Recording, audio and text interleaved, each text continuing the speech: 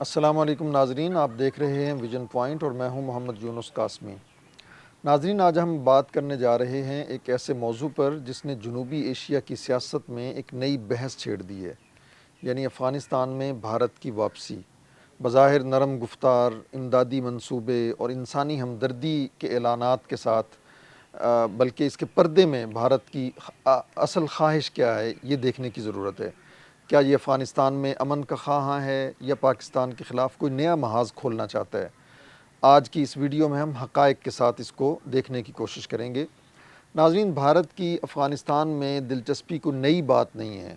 1990 کی دہائی میں طالبان نے جب پہلی دفعہ اقتدار سنبھالا تھا تو بھارت نے نہ صرف اس حکومت کو تسلیم کرنے سے انکار کیا تھا بلکہ طالبان کے مخالف گروہ شمالی اتحاد کی مالی اور عسکری مدد کرنے کا بھی آغاز کیا تھا۔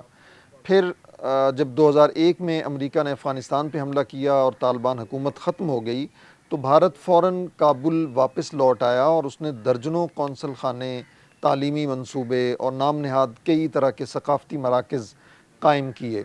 مگر ان مراکز کا بھی ایک دوسرا چہرہ تھا۔ یہ وہی جگہیں تھیں جہاں سے بلوچستان اور خیبر پختونخوا میں دہشت گرد گروہوں کو تربیت اور انہیں فنڈنگ فراہم کی جاتی تھی۔ 2021 میں طالبان کے دوبارہ اقتدار میں آنے کے بعد بھارت وقتی طور پر پیچھے ہٹ گیا تھا، لیکن اس کے خفیہ رابطے اس طالبان کی حکومت سے پھر بھی برقرار رہے، اور اب چند دن پہلے 2025 میں بھارت نے یہ اعلان کیا ہے کہ وہ کابل میں اپنا سفارت خانہ دوبارہ کھول رہا ہے۔ یہ اعلان اس وقت سامنے آیا ہے جب طالبان کے وزیر خارجہ ملا امیر متقی نے نئی دلی کا دورہ کیا ہے، یعنی بھارت ایک بار پھر طالبان کے ساتھ کھلے عام تعلقات قائم کرنے کا اظہار کر رہا ہے۔ اب ذرا دیکھیے حالیہ بھارت افغان مشترکہ اعلامیہ جو ملا متقی کے انڈیا کے دورے کے دوران سامنے آیا، اس میں یہ کہا گیا کہ افغان حکومت کسی بھی گروہ یا فرد کو بھارت کے خلاف اپنی سرزمین استعمال کرنے کی اجازت نہیں دے گی۔ یہ وہ جملہ ہے جس کا مطالبہ پاکستان افغانستان سے مسلسل کر رہا ہے اور افغان حکومت مسلسل اس کی خلاف ورزی کر رہی ہے۔ ناظرین، یہ کوئی عام اور معمولی جملہ نہیں ہے بلکہ ایک واضح پیغام ہے کہ بھارت اب طالبان کے ذریعے پاکستان کے مغربی بارڈر پر اپنی موجودگی بڑھانا چاہتا ہے۔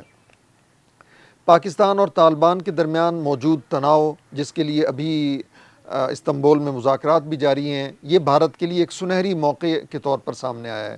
وہ اس تناؤ کو بڑھا کر اسلام آباد کو علاقائی سطح پر مزید دباؤ میں لانا چاہتا ہے۔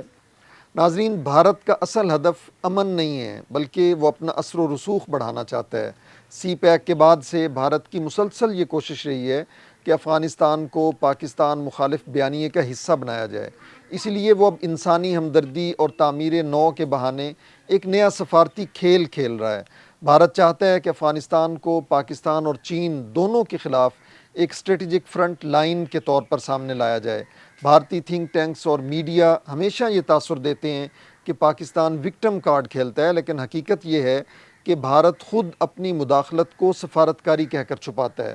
اگر انڈیا واقعی افغانستان میں امن چاہتا ہوتا تو وہ طالبان اور پاکستان کے درمیان تعلقات کو بہتر بنانے میں کردار ادا کرتا تاکہ یہ خطہ بدامنی سے محفوظ رہتا، مگر اس نے اختلافات کو بڑھانے میں کردار ادا کیا ہے۔